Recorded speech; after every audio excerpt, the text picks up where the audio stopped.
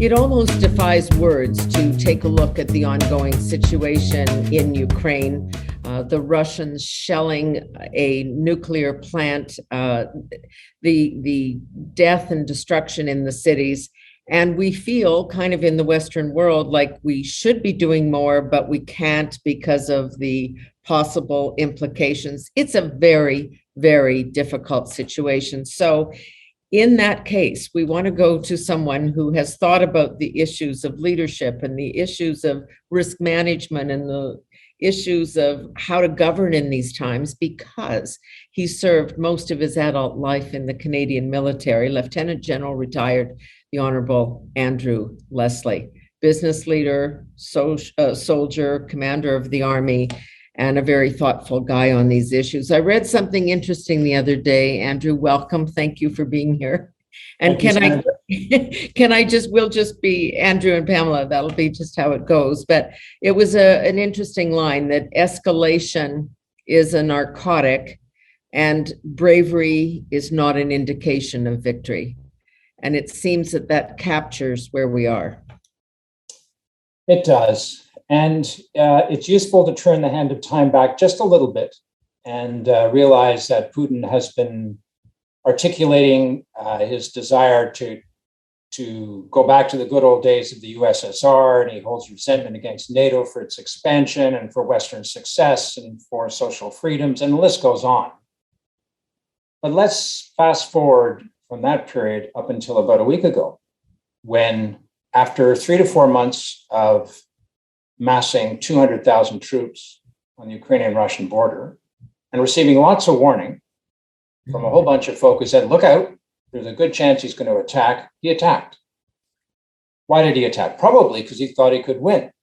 And the reason why perhaps he thought he could win is because, first of all, a variety of political leaders over the last couple of years have cashed in peace dividends, reducing NATO's ability to suitably deter bears. Military readiness, yeah. Absolutely. So, sociopathic bears like Putin.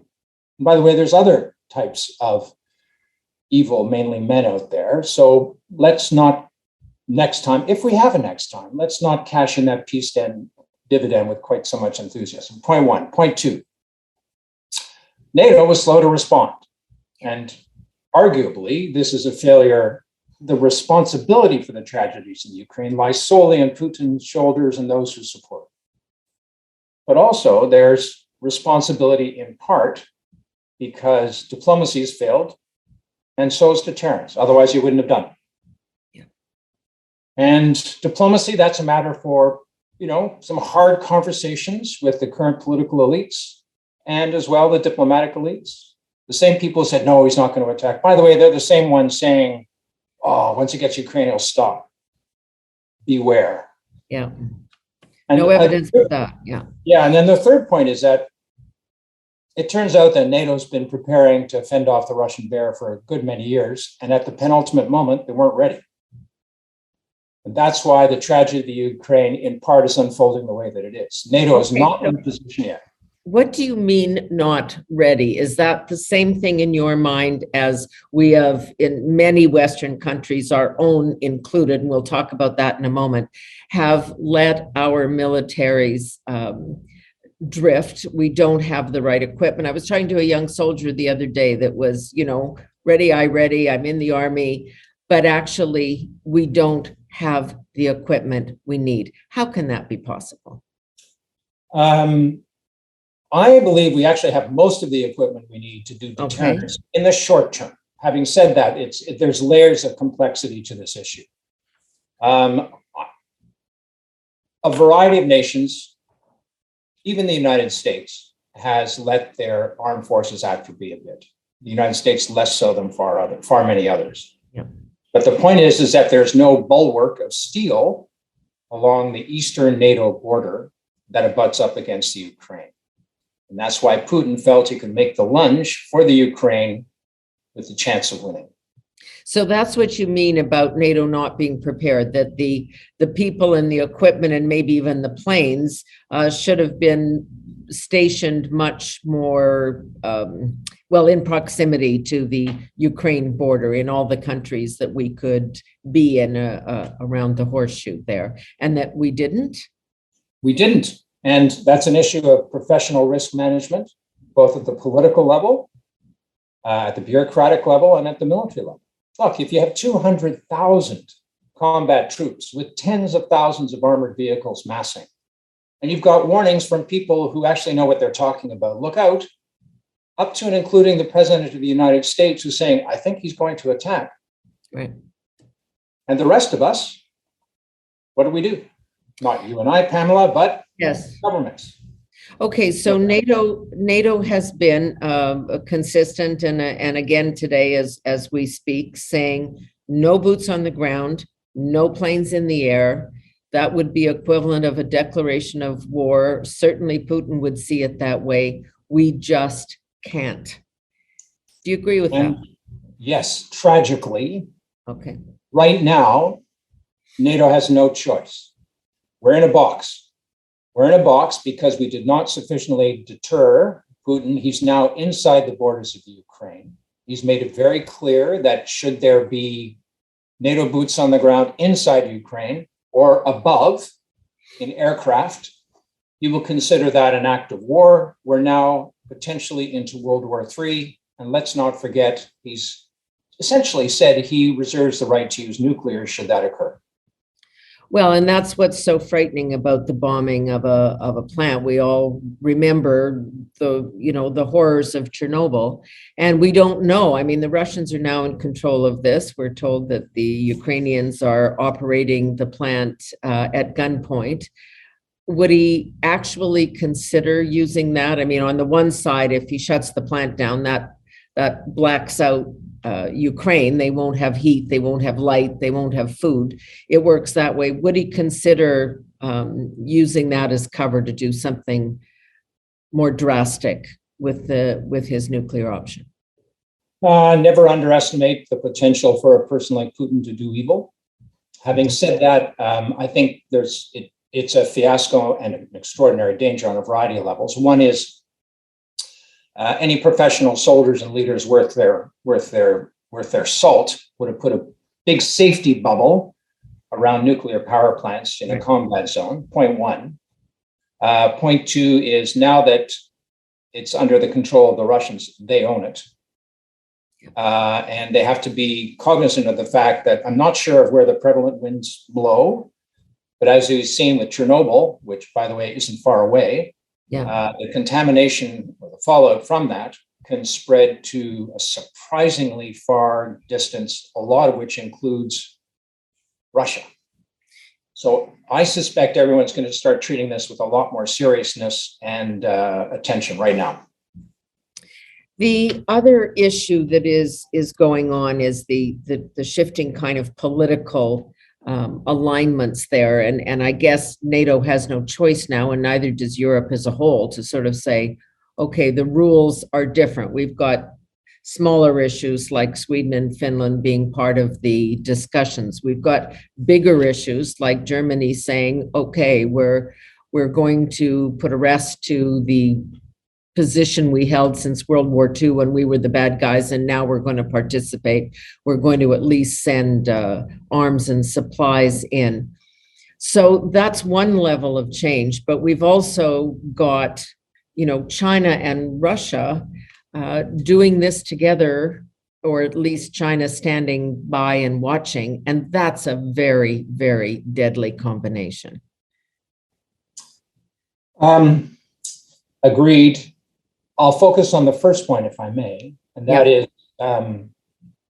Germany, for example, has, right up until the invasion, declined to provide weapons to Ukraine, which, by the way, was the same position as Canada. Mm-hmm. Right? Let's not kid ourselves. For the last 2 years, the Ukrainians have been asking for weapons, and we've said no. And now that the fighting started, or actually just before the fighting started, We said yes to a couple of boxes of small arms. We're starting to ramp that up a bit. So some anti-tank, old Carl Gustavs, which by the way can still punch a hole in an armored vehicle. Okay. And M72s, which are useful against lightly armored vehicles, and still, so we're starting to do something now.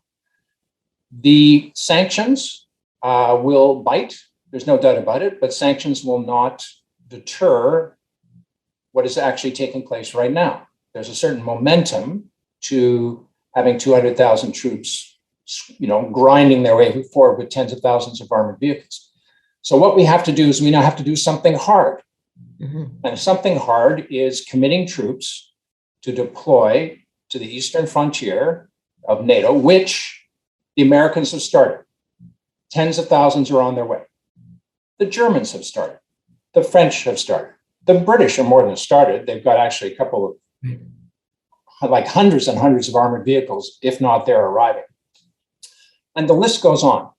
What Canada has not done is they have not said, we're going to send the long-standing commitment of 3,400 troops to bolster the roughly 500 or 600 that we have in Latvia. Yeah. And by the way, someone also said, well, we're waiting for an invitation. This is not a high school prom. Right. This is the potential outbreak of World War III. We're a sovereign nation. Other sovereign nations with far less GDP than we have are actually stepping up to the plate and starting to deploy their troops. By the way, just as an aside, Russia's GDP is essentially the same as Canada's. Yeah, that's absolutely true. All right. So you're saying that we're just, I've got the list here, 4,500 M72s and $1 million worth of satellite imagery and 7,500 hand grenades. In the scheme of things, and I don't know where it is. I don't know if it's on a C-130 or not, or if we're still just talking about it. Is that enough to make even a dent, a difference of any kind? I'm going to stay hopefully optimistic that it is the start of a larger flow, and just don't stop. But having said all that, look, the Ukrainians are doing a magnificent job of literally fighting to the death to defend their territory and their families, their way of life, and their freedom. But as a professional military guy, thank you, Senator, you and previous governments, and this government has spent a fortune training people like me to think about risk management under life and death circumstances. Yeah. You should plan for the worst case. Yeah. To do otherwise can expose your citizens to risk. And the worst case in this instance is that despite the heroic resistance of the Ukraine, Russia succeeds in capturing it. Now, they'll never pacify it because the spirit of the Ukraine people will never die. But then Putin has a choice to make. With that combat power mass now up against our border with NATO, does he take a poke at NATO? If we don't get troops on the ground now in significant numbers to deter him, which by the way, so far has failed because we didn't have the right numbers. Yeah. If he does take a poke at us, then that is World War III. And we have to respond, not we, Canada, but the alliance. Yeah. And if we can't stop them with conventional means, then it gets to nuclear. That's why you have conventional forces in this European scenario to try, you can fight, hopefully without crossing that threshold. This is a man who we've seen, and we've all seen the pictures of the the apartment buildings that have the middle of them blown to smithereens. I mean, he's apparently using cluster bombs, vacuum bombs, those kinds of things. This is a war on a civilian population, despite everything else that he's saying, that he's just targeting, military establishments. And if the Ukrainians want to use civilians as shields, then so be it. But he is ruthless. We've seen that before. Can somebody who sees the world that way actually be deterred? That's an excellent question. And if he can't be deterred, we need troops on our border. Yeah. Because that means he's going to keep on going. And if there are no troops there, then the temptation might be that he's going to go anyways. Yeah. I can assure you, though, right now, if nothing changes, Putin will have a choice and an opportunity, if he so desires, to keep going. And for all the naysayers who said he wouldn't go in this time, quite frankly, shame on you. Yeah.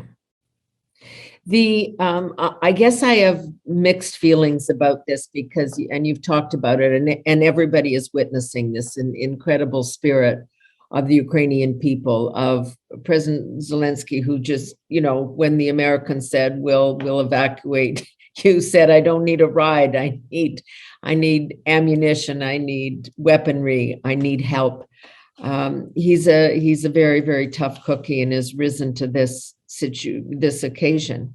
But when the flip side of that story is always, and the Russians are demoralized and they're not fighting with the same passion and conviction. I just think that kind of lulls us into some false sense of security that they don't upkeep their machines and the soldiers aren't happy and therefore he won't succeed. I think he'll do this at any cost. Well, Senator, I couldn't agree more. One of the first casualties in war is truth. Right. The resistance of the Ukraine people is something for the history books. And legendary myths are being created, but they're not myths based on misinterpretation or false actions. They're becoming legends. Having said that, it is classic to demonize or trivialize the capabilities of your enemies. So I understand the enthusiasm with which people are pointing out shortcomings in Russian tactics, Russian equipment, Russian morale. I understand all that. But I would just urge all of us to just think about the worst case.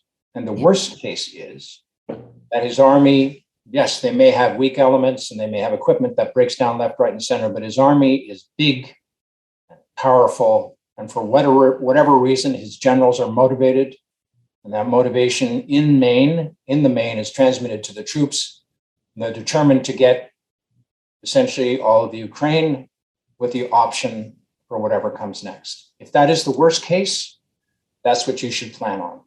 And I think deep down, that's what the Ukraine realize. They know they're in for a very, very tough fight. And by the way, it's probably going to get only tougher with the second echelon or the second wave now starting to enter combat operations from Russia. And it's going to be a long, bloody struggle. Strategically, there's an argument to be made. The Ukraine are fighting our fight. They're buying us time to get ready. And getting ready doesn't mean just talking about sanctions. It doesn't mean just, talking about how we have the Ukraine's back and all the other great and flowery speeches that people have given. Yes, that's important. Got it. But let's not let their sacrifice be in vain. Let's get ready for whatever comes next. And the way to get ready is to get troops along the border, NATO troops along the border, which then gives us, the West, more options. Because right now, we don't have a lot. What are the rules in terms of everybody, of course, in the West has said no to maintaining a no-fly zone over Ukraine. Could we, though, with NATO air power, police the perimeter? Is that the same thing? Is that even doable?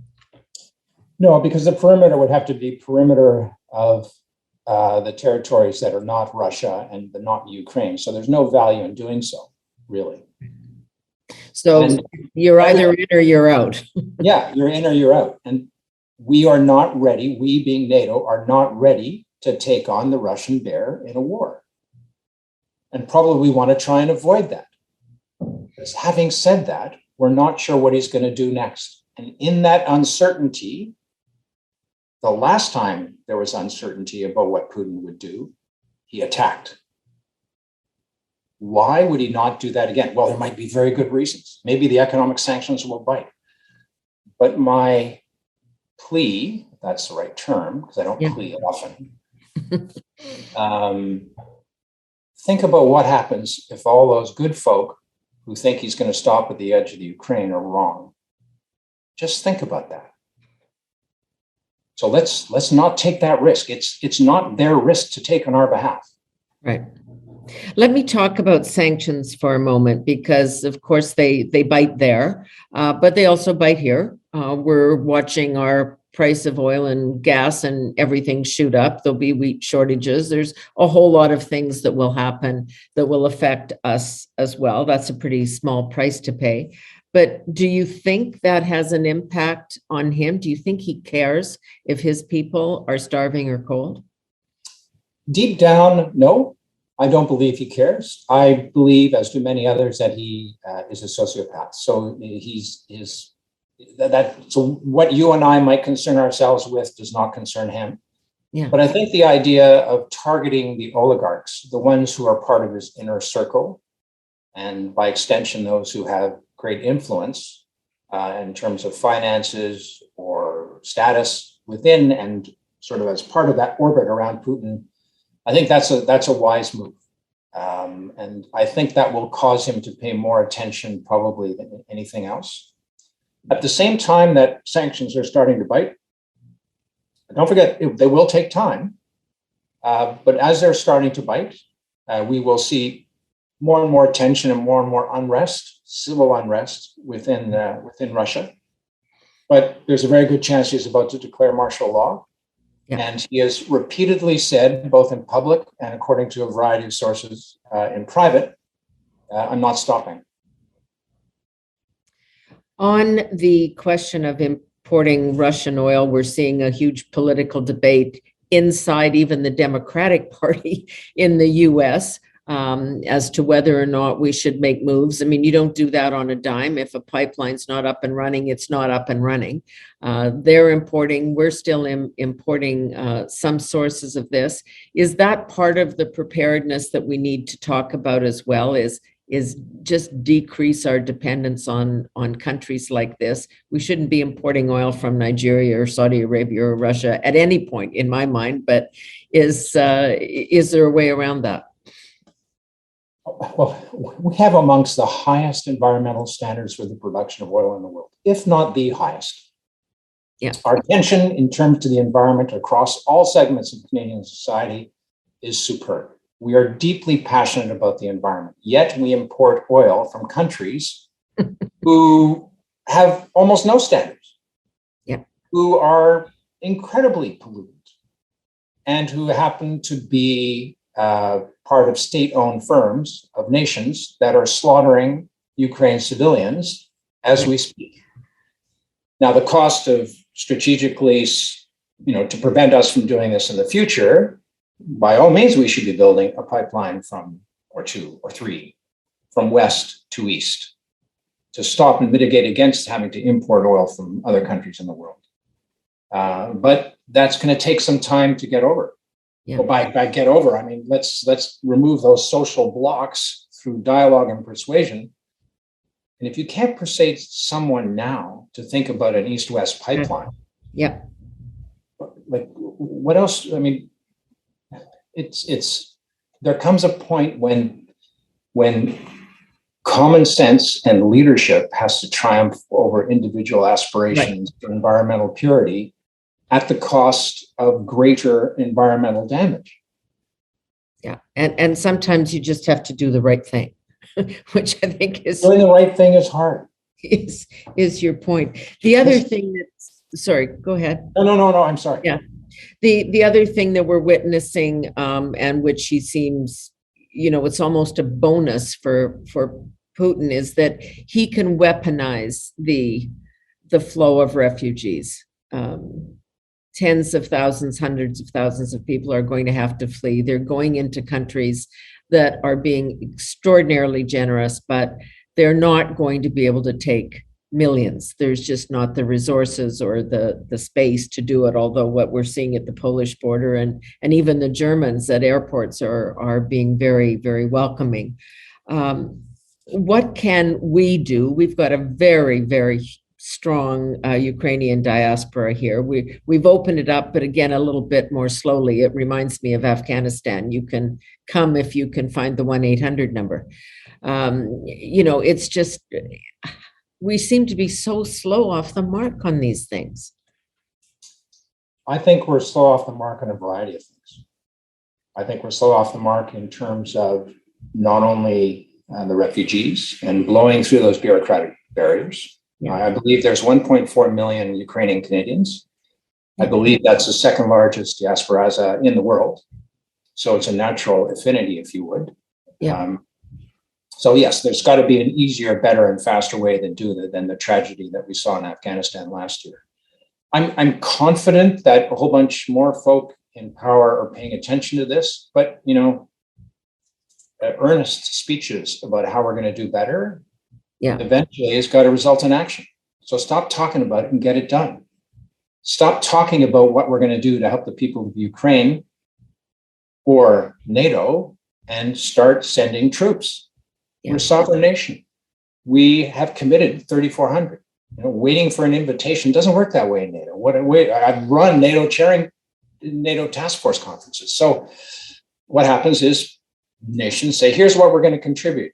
Here's what we're offering specifically. And then you get asked to send that which you know you can contribute or you're willing to contribute. And that's where we are now. So by the way, if we haven't asked, that means we haven't offered.